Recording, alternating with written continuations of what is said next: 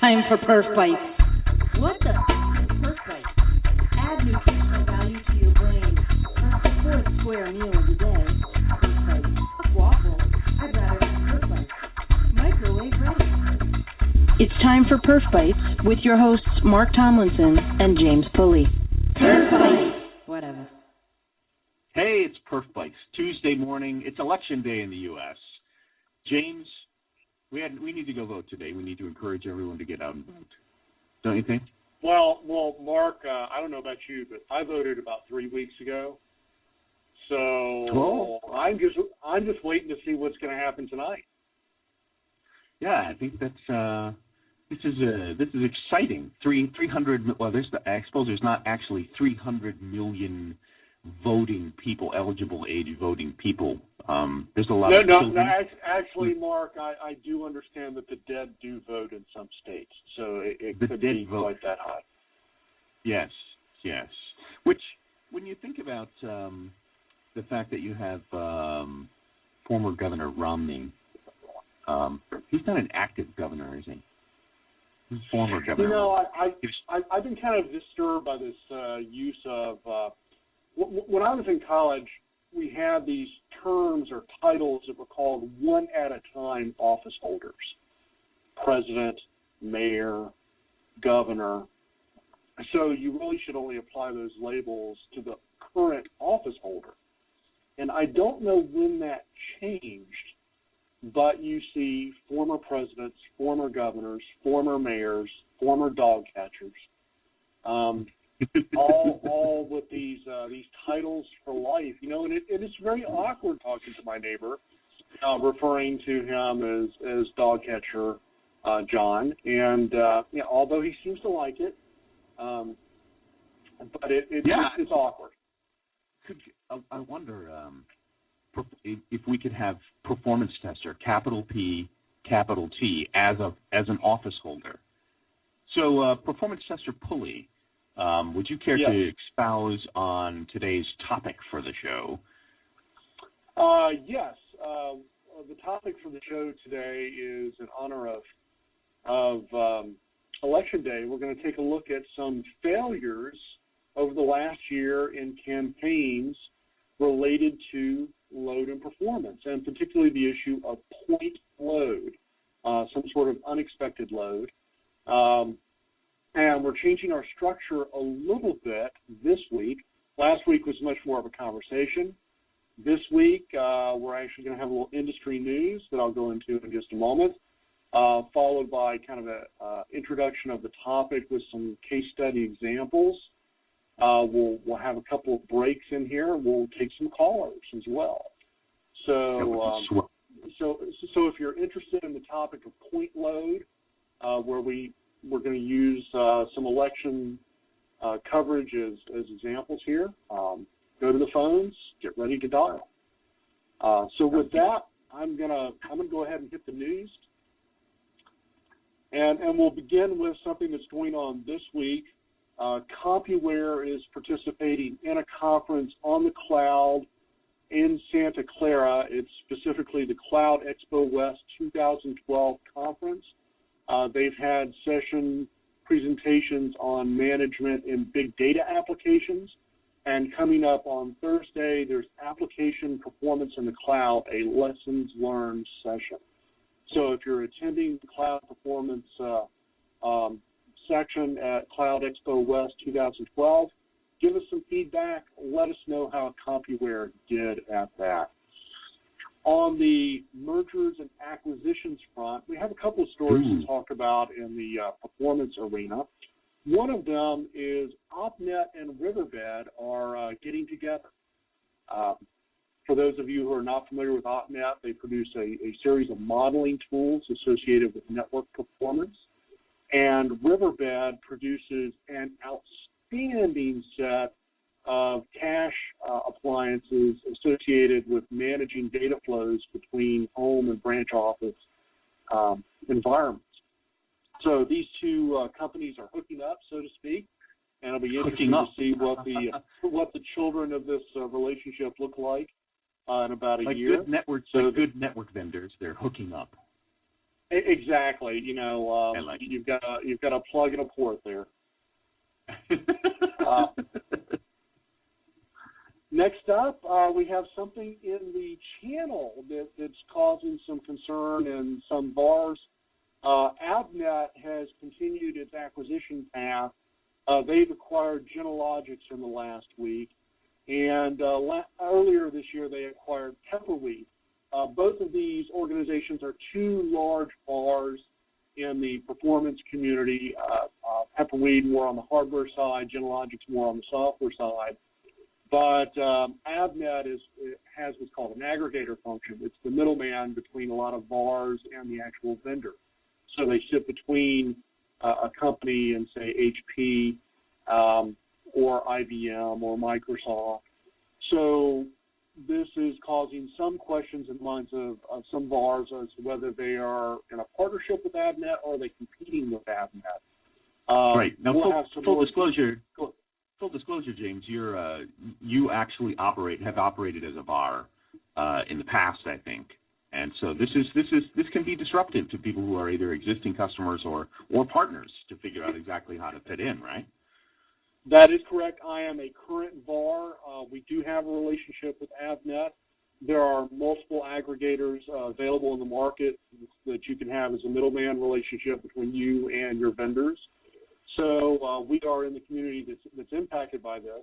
We have received some proactive phone calls from Avnet, from some of their channel representatives, just say, hey, this is going on, asking if we have any questions. And we'll be exploring this topic a little bit in greater depth in coming shows. But I just want to give the community a heads up, hey, this is out there, it's a question. And it's one that Avnet looks like they're taking an active role in trying to answer up front, but we'll get some more information on that. On the general news front, Time Magazine had an article recently online questioning whether Black Friday is going to be the biggest sales day of the year. Or yes, that Black is Friday typically Cyber Monday. Typically, the brick and mortar is Black Friday. It's the Friday after Thanksgiving, and it's when everyone loses their minds. We mostly have the day off for a lot of professionals, and but we used to spend all the time in the world preparing the physical world with shipping. So there was all you'd notice the first 2 weeks of November were all about taking over the long haul truckers, filling all the stores with everything that needed to be sold, and then everyone rushes and tramples over one another into Walmart, and on theme with big website crashing today with the show as we get into it. There's nothing more similar to having a point load, a huge stress test, than trying to simulate 1,000 people trying to get into Walmart in 5 seconds.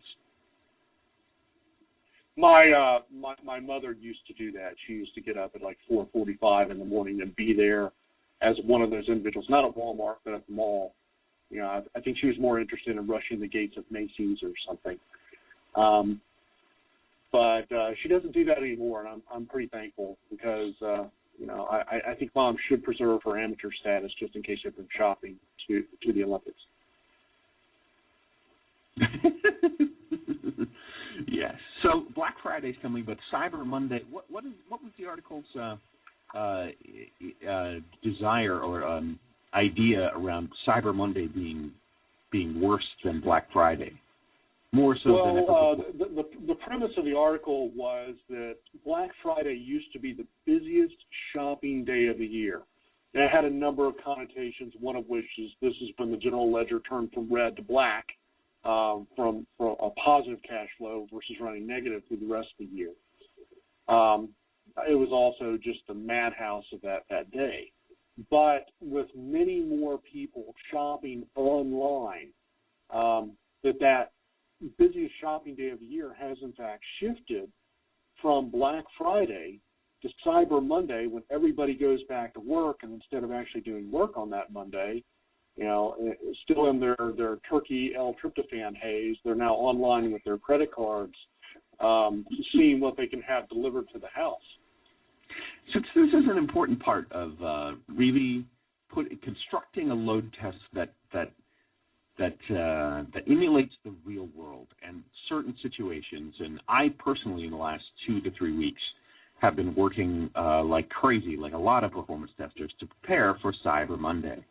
And, because everyone's just, you've got to fully understand the behavior of somebody who on Monday maybe goes back to work on Monday, and they're trapped in the office. They can't necessarily get up and go out shopping. But what happens over the weekend is that everyone goes shopping in the real world. The kids go out there and they go into the stores on Friday, Saturday, maybe Sunday.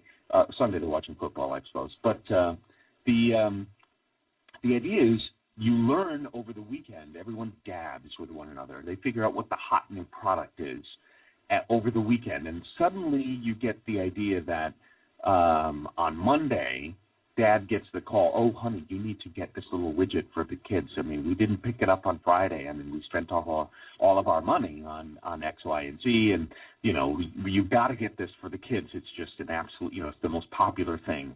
And not to be condescending towards, buying gifts for kids. We were all kids once. It's very fun. But Cyber Monday, imagine you're trapped at work. You have a 1-hour lunch break, and you need to get online and find out where to buy one of these things, whatever the most popular toy is or gift is, and you've got to get it done. So that I believe this year is going to be the digital Tickle Me Big Bird. Big Bird. We like Big Bird. That's nice. And the digital Tickle Me. That doesn't have to be digital. I want a real.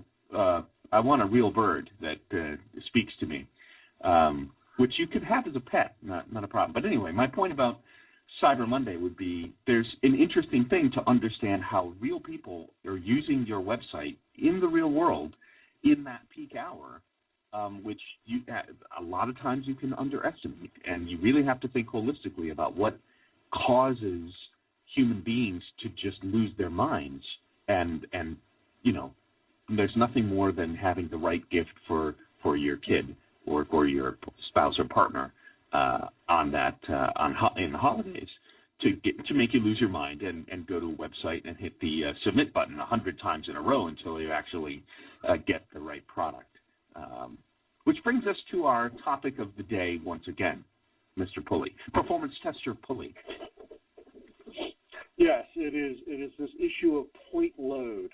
And so let's go and grab some examples from this year, and we'll kind of work backwards and look at a couple of really catastrophic items that have impacted campaigns. And we'll begin in September of this year with the GoDaddy outage. You may have heard about this. Some estimates claim that it took 10 to 20% of all websites offline for a period of time. And part of those were campaign websites that went down, specifically in the home state of GoDaddy. It took out 5 out of 7 congressional campaign websites. Next up, from the Wall Street Journal, August 23rd, we have a candidate in Missouri running for the Senate, and his website went down because people were rushing his website to support it. Basically, this candidate could not receive donations during this period of time. On August 9th of this year, August 9th, good day, that's my birthday, there was a candidate out of Tampa, Florida, who was running for U.S. Senate, Glenn Burkett, and he blamed his competitor for causing such a rush of people coming to his website that it took it down. Basically, he was running bad ads. And earlier this year, February 9th, this is when the Republican race was switching from, one not president candidate to the other not president candidate. Rick Santorum had a good debate, and people rushed his website with donations, and they were not able to get through because it crashed. They say money is the the lifeblood of politics or the milk of politics, well, these candidates could not receive dollars. Not significantly different than what would happen is if you couldn't make a sale on a website. The only question that remains is, will those dollars ever come back to the candidate, or will they go to a different candidate? Another good question that remains is that, will the election ever come to an end? Here we are on Election Day, and all that money, as the dollars per second, that measurement that you're mentioning there, very interesting in campaigns and e-commerce for the Cyber Monday we just spoke of. Absolutely. Correct. And Mark, I'm going to let you flesh that out right after we give our dial-in number, and then I think we're going to go to a call. So yes. If you're listening, our guest dial-in is 805-285-9869, and we are online at Blog Talk Radio /PerfBytes. So please tell your friends and family to tune in every other Tuesday morning at 8 a.m. That's 805-285-9869. So, Mark, yes. Go ahead. Yes, if you have a question about big website crashes or anything, give us a call. That would be great. We have a first caller here, and I'll turn you on live now. Hello, first caller. Welcome to PerfBytes. How are you? Are you there, sir? Perhaps not. Hello. All right. So, yes, we're going to put that person into screen at the moment. Sir, are you with us? Okay. Going to put that person on hold. James, you might want to screen that person again. That might be interesting. But the other, a few other points. Again, if you have a call, if you have a question about performance, particularly big website crashes, give us a call, 805-285-9869. Apologies to the person that's there. We're trying to screen them at the moment and figure out exactly what's maybe they've given up on us. I'm not sure. But I personally am working on an engagement right now that is preparing for Black Friday and Cyber Monday, and their particular business model does flip back and forth between being prepared for point-of-sale activity at a brick-and-mortar, as well as working online interactively. In fact, the entire back end of the website serves both equally. So we have a mix of traffic, and so our simulation needed to create not only the direct activity and transactions on this big financial site, lots of credit authorizations and things like that, but also being able to anticipate how real human beings were going to operate in the real world. James, were you able to screen our first caller at all? I was not, and I'm going to blame that on pilot error in my case. Pilot error, yeah.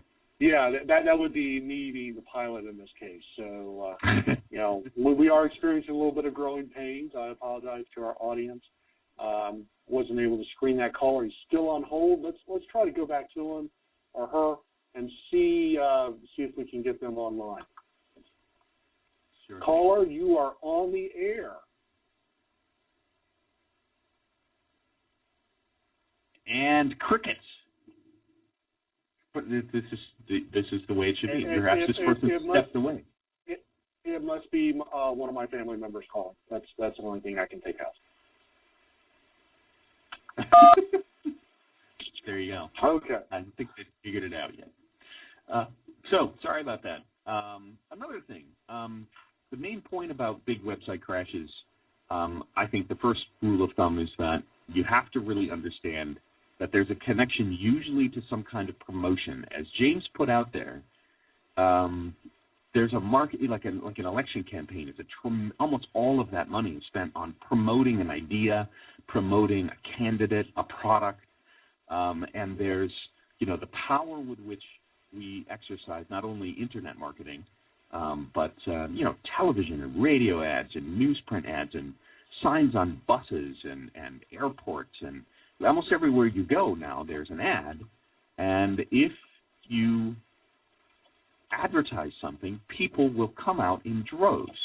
And so if you're tuning up the site for performance and you have never had a conversation with the marketing and advertising department about what they're promoting, and more specifically a calendar of when they're promoting it,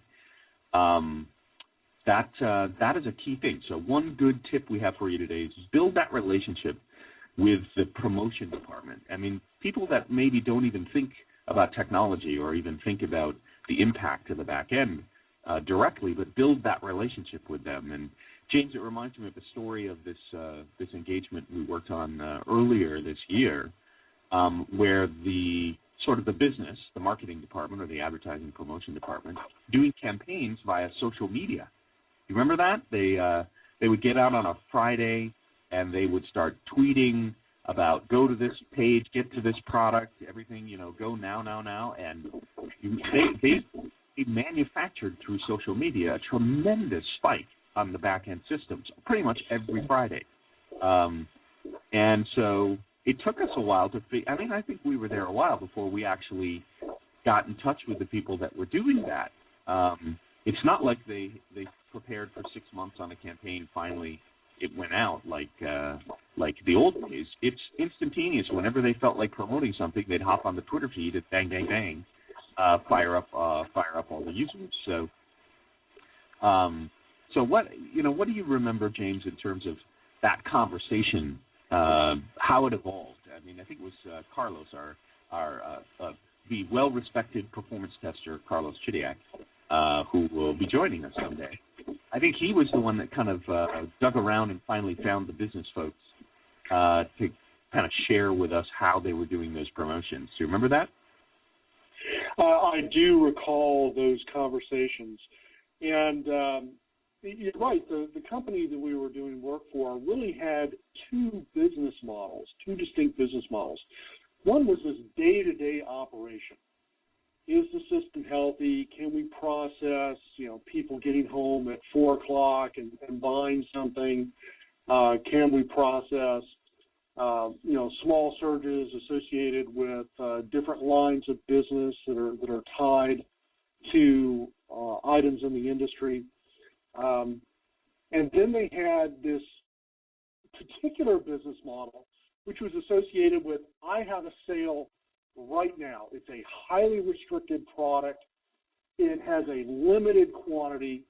They've been leaking information about it for a couple of months, so there's pent-up demand.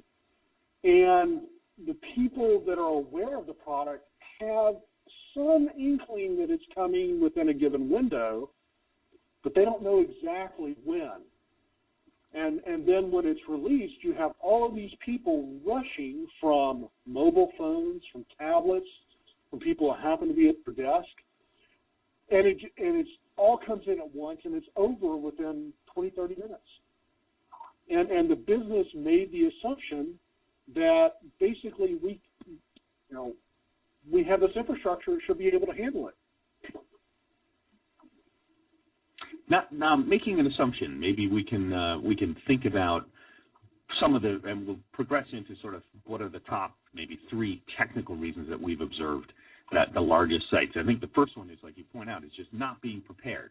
Like if we knew that on Friday, Black Friday, Cyber Monday, it's so specific in terms of traffic every year that entire industries are built in performance around that preparation. So usually around July, some of the larger vendors that do this kind of work, Keynote is one that comes to mind, Sosta, our friends at CompuWare, Gomez, any of the large sort of cloud-based load testing have really created an entire industry for themselves between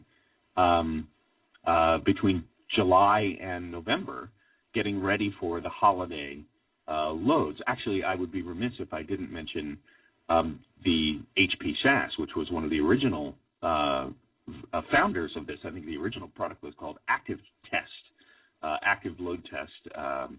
and some of the best guys in testing, a million browser connections attacking a site, really started their careers back with that group around the turn of the century. So I will say that as the first step to make sure that you're getting prepared is to start in July. And if you haven't started in July this year, and you are an online retailer, e-commerce, you're a little late in the game. You can call up certainly some of the vendors that do this that I just mentioned.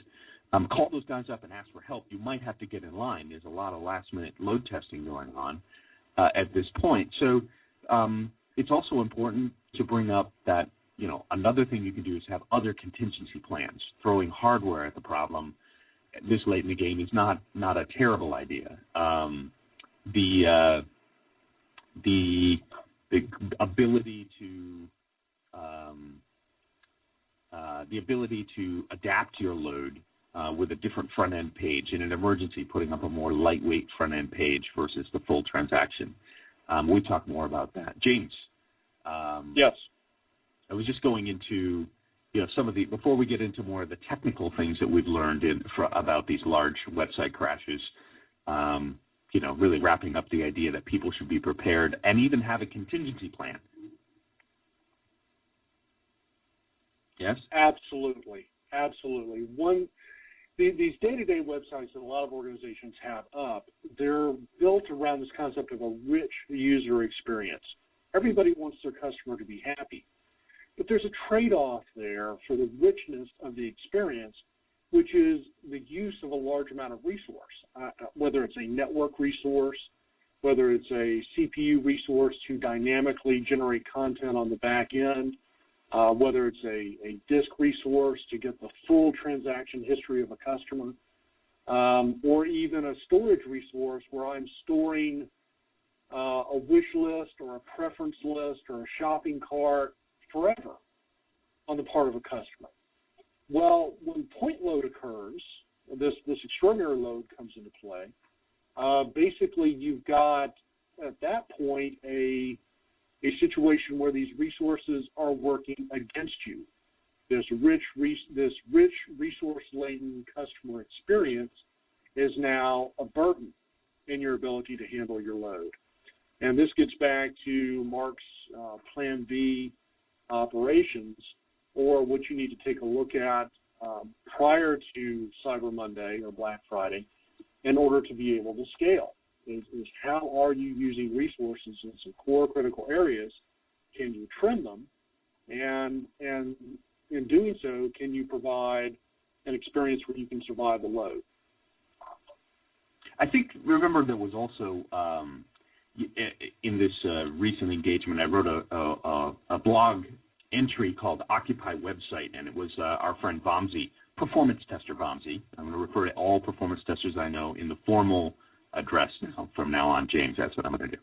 Performance tester Vamsi, good friend of ours, discovered a very interesting anomaly that helped them, a particular customer, get prepared for the holidays by cleaning out really anomalous data, and in particular in an e-commerce site, a shopping cart. You can fill up a shopping cart with what's an object called a persistent cart, which means you put something in the cart, you leave the website, 2 days later you come back to the website and all your stuff is still in the cart and you can still buy it. It's a very, very cool idea. You can't do that in the real world. They'll take the stuff and put it back on the shelf, and you can't just leave your cart sitting in the aisle because people run into it and trip and hurt themselves. And we don't want that to happen. So he found a very interesting anomaly where there was a shopping cart that had a persistent cart object that had, I think, was it 150,000 items in the cart. It was some mechanical monitoring piece. I wrote about it on the website, on my website, mtomlin.blogspot.com, called Occupy Website. But that's another way to get prepared, to sort of clean out all of the logs, make sure you have space. Another thing you can do in your Plan B is to get, or contingency plan to get ready is, make sure the database is sort of cleaned out of old stuff like this. Look for persistent carts, or look for any type of container that has an extraordinary quantity of something in it, and make sure that that doesn't trip things up. So you're sort of getting rid of those potential problems. Another tip, the second tip I'd have for the holidays here would also be getting organized in sort of what we used to call it a SWAT team, right? Sort of the action team. And, it's important if you have, the interdisciplinary constituency from around the organization together in the same room, if not on the same collar bridge, but also these may be employees and contractors that you're working with at your company. And, it takes extraordinary effort, especially if it's through the holidays. Last year, the holidays, going through Thanksgiving, I had to break away from my family event, to get on the bridge and check in, see how things were going. And that's a lot to ask for the IT staff, right? So make sure that you treat them well and, be prepared, get organized, have some people that do nothing, go get pizza. That's important. If you're up late at night trying to keep the website running, a lot of pizza, potentially beer, but that's not recommended at night to make you sleepy, the carbs. Plus, you're already having turkey potentially around Thanksgiving, so that's not always advisable. So another tip you might have is just get the organization prepared with who to call lists, where there is a SWAT team, what the bridge numbers are. Potentially other people in the organization are using the website or using the system, so you can give them a call-in number as well. So that's also a good tip. James, we're near the bottom of the hour here, so we can share, if you have a question, share our call-in number again. Would you like to do that? Performance Tester. Our call-in number is area code 805-285-9869, and we are online at blogtalkradio.com/PerfBytes. And as noted before, tell your family and friends. We want you all here every other Tuesday morning. What I'd like to do, since we're at the bottom of the hour, is cover some recent disaster stories. So these would be things that happened really just in the last week or so. Yeah. The big website crash. So exactly, and they all share attributes with what we've already covered for the politicians. They deal with point load issues. So let's get started with some commercial websites over in the UK. The Comet, I believe it's an electronics store, is in receivership. I think it's about to go under, and their site was bombarded by people who had coupons and other sorts of reimbursements they wanted to use. Took the website out. This was reported on the 2nd of November. On October 31st, as if Halloween wasn't scary enough, the Alaska Tsunami Warning Center went down. So let's think about that for a minute. If we had a Pacific-based earthquake anywhere in the Pacific region and the Tsunami Warning Center was down, what the heck would have happened? How do we get the information out? This is not a good thing. This is life and death here. Forget commerce. This is, portion of the Oregon coast or something. Next up is something that was local to me here in the Carolinas. 2 teens were headed to the beach recently, and their car disappeared.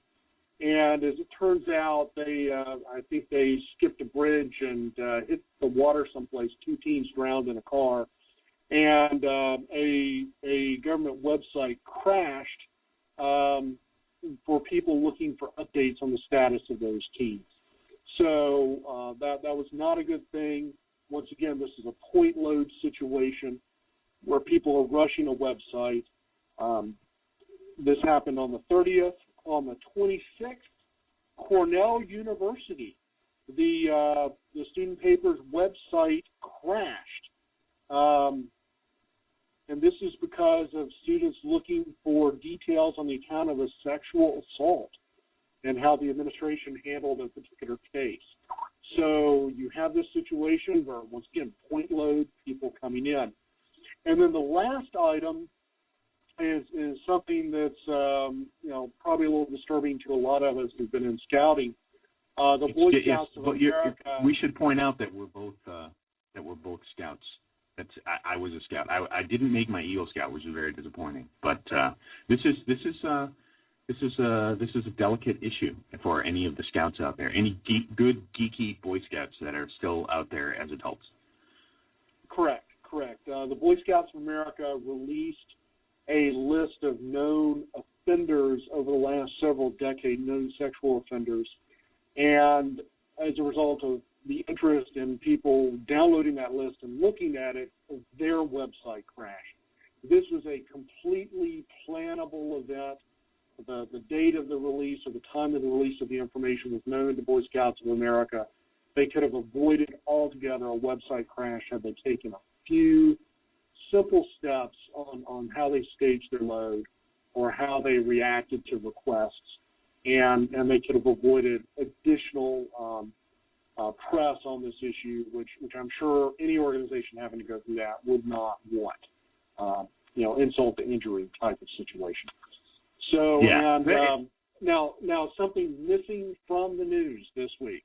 Our Woman of the Year, Princess Kate, did not crash a website this week. But this brings up a good point, right? Is how do you load test for the unexpected? Because we'll get right down to the wire. Let's say it's actually Friday, it's Black Friday, and all of a sudden the princess and her beau, it's Prince William, I think it is, correct? I believe so, shopping. Yes. And she decides she was seen shopping at a certain store. I don't think she said Dolce Gabbana. The only reason I remember that name is because it had something to do with Target, or I'm not sure what it was. But I don't believe that's a British designer, so she may not be allowed to wear that. She may not be allowed to do that, exactly. So the idea being that there is unexpected things that happen, which is why we voted the Woman of the Year for load testing and performance testing, Princess Kate.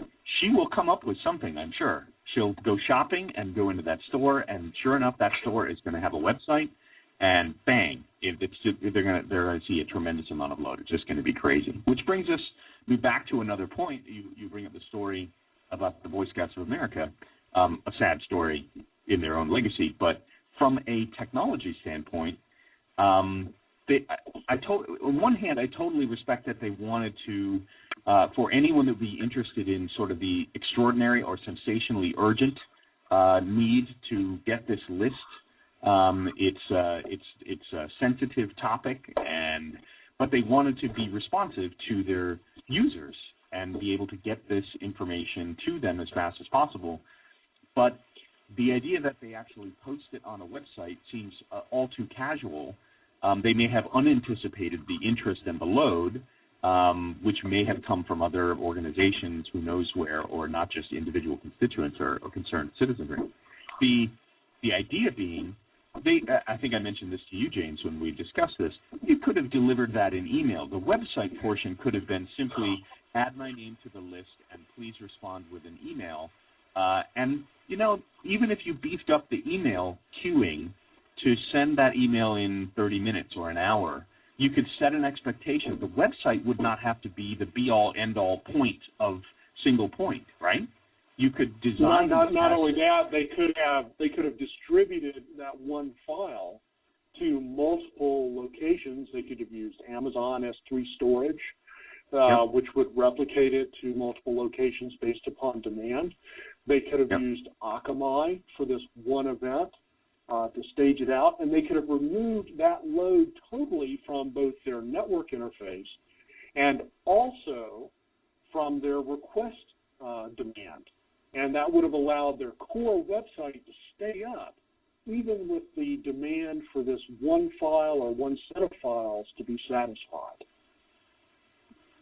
So there's other approaches to, one, the immediacy of how you communicate with that end user in website interaction, to be so basically confirm with them that yes, we're being responsive, but maybe the full delivery. Like if you were to, like, ordering tickets, you know, hey, I went to a website and I got in line and I got my sort of capability to get I got a token, just like going to the butcher shop, the meat department. I'm a big fan of meat and barbecue, so I'm always going to the butcher shop. And you pull the ticket. Now, the little machine that gives me the ticket with my number is very responsive, but I have to wait sometimes 10, 15 minutes before I actually get someone to help me, get the sliced hard salamis or a nice, I like lamb, maybe a rack of lamb or a brisket, or a sandwich even. It could take 15 minutes. So there's two portions to the experience. One is I've got a reserved spot in line, and that's really responsive. So with the sending them an email list or something like that, the website portion could be the upfront part of what you deliver to the end user. But then the delivery of what they came to the website for could come a few minutes later, maybe not hours. You have to detect that. But this instant gratification thing, this is tip number 3, is not necessarily does everything need to be sort of instantly gratifying, right? It doesn't have to be served on the message bus in sub-second response time at that point. Certainly there are systems that you need to do that with, right? Trading systems and maybe credit point-of-sale type systems, you need to be very responsive. But in other cases, maybe that commitment, that expense of super responsiveness isn't really worth it in the end. James, what other tips do you have? If we get a little more technical on, you were mentioning Akamai, CDNs, what are some of the other things that you might recommend? We have some live folks in the chat room here too. One of the hosting providers, CyinIDE, is talking about being a hoster. And the more expected load, the more machines in the cluster, and a good load balancer checking the availability on the host. So definitely hardware and scaling out hardware in a cluster is one way to handle this. What other technical tips, James, would you have? Well, Mark, let me talk to you about 4 common sins that I see just about at every single customer. And it comes down to the standard resource fingerprint of disk, CPU, network, and memory, not using these items effectively, and in so doing causing a performance problem and a resource problem. Starting with some development sense. 1, trim the log levels. I cannot tell you how many times I go into an account and log levels are set to as verbose as possible because the developer might need to look at something in production. Well, this acts as a drag anchor on the performance of the system. Trim it back as far as you need. If you need excessive logging on a particular object or item, make the appropriate changes to the environment to allow just that. Second big sin, not effectively managing the cache. Mark mentioned that he and I were at an engagement recently together, and one of the things that we identified is that in a secure sockets situation, standard common elements such as style sheets, graphics, fonts were not being cached. And this had been in place for some 10 years, that under SSL these items were not being cached. Well, these items were not PII. They were not personally identifiable information. No credit cards, no user profile data, no social security numbers, but yet we were forcing the system to redeliver these common components for every single user session, just by adjusting the cache settings. Not even any of the code. We increased performance dramatically. Going along with that, consider distributed caches. Akamai is probably kind of the preeminent provider in this area. I think they mentioned that they cover 30 to 40% of the internet at one time or another. But you can also use Amazon S3 storage. As I was noting with the Boy Scout situation, they could have distributed this one file out and had all the requests handled by distributed cached versions of the file. This would have avoided both the network congestion associated with the request and the request load on their system. And then finally, database optimization. I don't know where the really, really good database administrators hide out, but I don't think they're talking to the vast majority of the database administrators out there because we run up against a lot of really not optimized queries not serviced by an index or an index which is broken or an index that needs to be rebuilt in order to be broken apart into multiple smaller indexes for performance reasons. And again, James, I think it's dangerous, even though the miracle genius database designers, there is something to be said for bringing.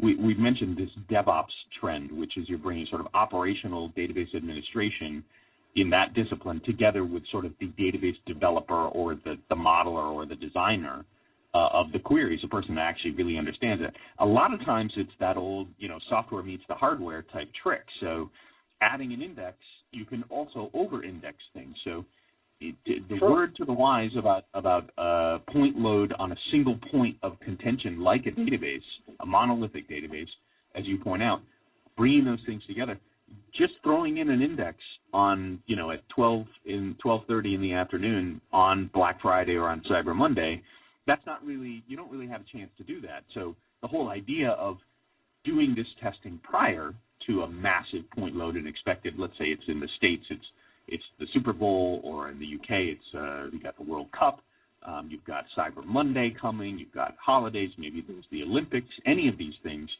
The database indexing, that type of work, tuning the system, really code level optimizations and removing code path and improving efficiencies is something you have to do before you get into the firefight, because you're very limited options when you get firefight, right? I've got a great example of that, of where the developers and the database administrators really need to have a conversation as a part of building indexes. The DBAs built a Unicode-based database layout. The developers were using ANSI for all of their development. So even though a index existed, and if you placed the query into a manual query interface and executed it, it would appear to use the index. When you got to the actual application that was running, you had an ANSI formatted request coming into a Unicode formatted database, and basically the index was ignored because it was Unicode, and it did a scan conversion off of every single record from Unicode to ANSI to evaluate it. So you can see how performance would have been really, really bad in that case, and it took a long time to figure out, and yes, a lot of pizza and alcohol was involved in actually finding that problem. You also mentioned in the big website load, big website crashes, another oversight was just assuming that the CDN, the Akamai of the world, or whatever is distribution, content distribution, just assuming that it's going to be healthy and work. And I have yet to be, granted, these are brilliant solutions. I love the fact that they exist, and the cloud makes them even more interestingly geographically viable. But it's not always a perfect science, right? DNS settings take time. There's refresh. There's just saying, well, Akamai is going to take care of that. We don't need to test it. Well, have you done a test? If, let's say, your CDN doesn't get configured right, or somebody makes a change and it doesn't get right, and suddenly it's got to refresh the entire cache and come back to origin, that's a scenario where all of a sudden your website, which you weren't expecting it's going to serve images and static content and all this other stuff, and even script, but suddenly that's exactly the situation that happened with that SSL example. Akamai was respecting the cache settings set on the origin servers, figuring, hey, you're telling me you don't want this piece cached, okay, I won't cache it. So under SSL, which basically anybody who signed in and had a credential on the system immediately shifted over to the SSL model, all of that stuff had to be serviced directly from origin instead of coming from the content distribution network. Make one small setting on your origin servers or in your CDN provider settings where the CDN provider has master control over cache, and all of a sudden performance improves. So it does take an active role in setting that up properly. Yes. James, I'm just, we're winding down our show here, so I wanted to make sure we didn't miss out on the only recurring segment that we have right now, which is our award for the most valuable person, player, VIP in performance testing, and I'm not sure if we have one. Have you thought of one this week? I have not thought of one this week, Mark. I taxed my brain last week for our initial show to come up with our Woman of the Year, and I can't really think of a person, or I haven't thought about a person this week, so I'm going to punt, and I'm going to put it right back in your corner. That's good, because I did think of one. I just wanted to punt to you. So here we are collaborating in the Sausage Factory still. So I'm going to nominate, and this is not a person, it is a role. I'm going to nominate whomever becomes the commander-in-chief, be it on Election Day, the former governor, Mitt Romney, or the current incumbent president, Barack Obama. Regardless of their names, I'm going to nominate these people because we do a lot of load testing of electric systems, electronic, internet-based, networked type of systems, correct? And these guys are able to not just get electronic things to queue. I have seen queuing of real human beings standing around the blocks to vote. This is something we do, that countries living in a democracy do these kinds of things. So I'm going to nominate, in terms of load testing, not only the internet to be able to handle the news of the election, but also the sidewalks and the polling locations. I'm going to nominate every coffee shop which is nearby a polling station that I'm sure is being swamped today with customers. So I'm actually nominating the brilliant crossover between load and performance in the cyber world with actual load on the street, feet on the street kind of stuff, to the commander-in-chief, the office of the commander-in-chief, and the election therein of every sub-office on this election day in the United States. That's my nomination for this week's most valuable, most important person in performance testing. I do think it is a good thing that we run this PSA at the end, that if you are in the United States and you are eligible to vote, please go do so today. Arguably, Mark and I, we probably are going to vote for different people. I've never asked Mark how he's going to vote, but we're probably going to vote for different people. I'm going to vote for Big Bird. I'm going to write in Big Bird. I love Big Bird too. I hope he's on the ballot. Well, he wasn't on the ballot that I filled out. But you know what? I think I could go vote again, I suppose. You can try. You don't need an ID, so they don't know that it's you. For all you know, you could walk in, just give them, another name. And no, I think you have to give some kind of voter registration to prevent that from happening. That would be bad, James. Don't do that. But yeah, so just to give people a little bit of information, again, we're here. We're switching to a bi-weekly schedule for PerfBytes. So join us, and I'm going to bring up an actual calendar this time. Wouldn't that be nice? That'll be November 20th at 8 a.m. Eastern Daylight Time. If you haven't set your clocks back, that happened Sunday morning at 2 a.m., and so it's Tuesday, folks. So you're probably missing all your appointments. If you haven't figured it out by now, then you really should, and because it's going to be this way for like another 6 months, and it'll help you. The other bit of tip I'll say just in review is that if you haven't already prepared for the big website load that's coming, and you haven't formulated a contingency plan, my recommendation is to fire up the slow cooker, put on some small, maybe baby back ribs, or even a short rib in the slow cooker, crack open a bottle of 12 malt single malt scotch, and I'm encouraging drinking. But it would be, if there's not much you can do, if you don't have a contingency plan and you haven't really prepared yourself for the holiday load at this point, you've only got maybe 1 week left before there's pretty much nothing else you can reasonably do. And as a compliment to Mark, think about those 4 common sense on cache management, logging, optimized queries, and even distribution for some large objects.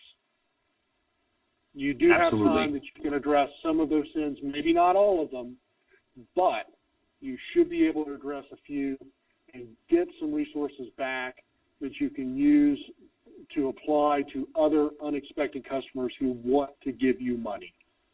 Yes, and to the folks in the chat room, thanks for tuning in and chatting. Particularly Cyanide, and that's a kind of, I'm going to call it Cyanide, is a hosting provider. You could call up your hosting provider and see if they have any options for you to handle the holiday load. They know hardware. These guys know how to put a system together, so maybe you need more nodes in the cluster. That's a good option as well to imagine. So we'll be back on November 20th, ripe at 8 a.m., and to anyone that has joined us, Ethan, thanks for listening. There's another caller, I think, who's just listening in as well online. You don't necessarily need to call in to listen unless you're on your phone, and that's your only mechanism for doing it. Just let us know when we screen your call. Not a big deal, but you can always just listen live streaming at blogtalkradio.com/PerfBytes.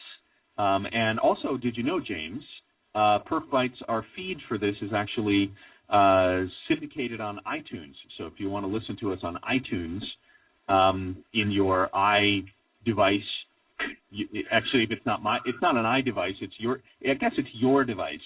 It's not really. It's not me device, you device. On your U device, you can actually tune in to the PerfBytes podcast.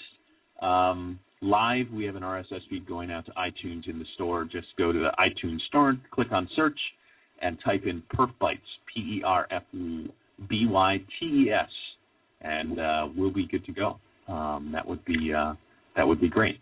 And with that, James, and one last announcement: stay tuned for coming attractions. You'll notice that our icon has changed on PerfBytes at Blog Talk Radio. We've secured a website, expected to be up by the next time we are online. So we appreciate all of you who have tuned in, and once again, I want to say thank you, Mom, for listening. So with that comes the end of another episode, and